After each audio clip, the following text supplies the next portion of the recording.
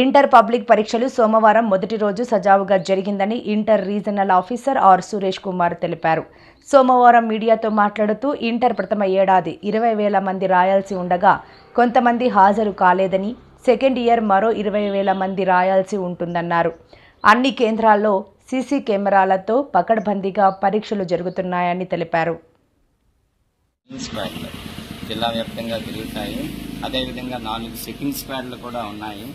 Custodians కూడా sitting స్క్వాడ్గా convert చేయడం జరుగుతుంది.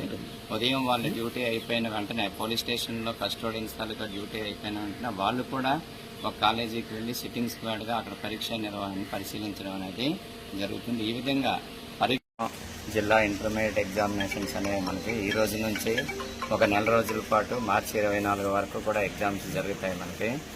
మనకి ఫస్ట్ ఇయర్ విద్యార్థులు ఒక 20,000 మంది, సెకండ్ ఇయర్ విద్యార్థులు ఒక 20,000 మంది, దాదాపు 40,000 మంది వరకు ఎగ్జామ్స్ రాస్తున్నారు.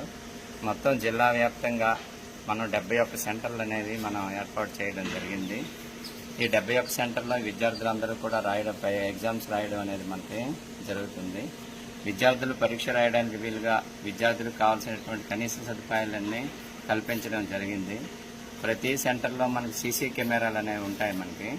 ఈ సీసీ కెమెరాల్లో రోజంతా మనకు లైవ్ స్ట్రీమింగ్ కూడా ఉంటుంది. కాబట్టి దీన్ని జిల్లా కేంద్రంలో అదేవిధంగా రాష్ట్ర కేంద్రంలో కూడా వీటిని పరిశీలించడం అనేది జరుగుతుంది. అదేవిధంగా విద్యార్థులకు కానీ ఎవరికైనా ఇంకా హాల్ టికెట్లు కానీ రాకపోయినట్లయితే వాట్సాప్ మన మిత్ర ద్వారా కూడా విద్యార్థులు నేరుగా హాల్ టికెట్ను డౌన్లోడ్ చేసుకోవచ్చు. అయితే ఇంటర్మీడియట్ పరీక్షలు అనేవి మనకి ఉదయం 9 నుంచి మధ్యాహ్నం 12 వరకు జరుగుతాయి. కాబట్టి ఉదయం 9 గంటలకు కంపల్సరీగా అటెండ్ అవ్వాలి.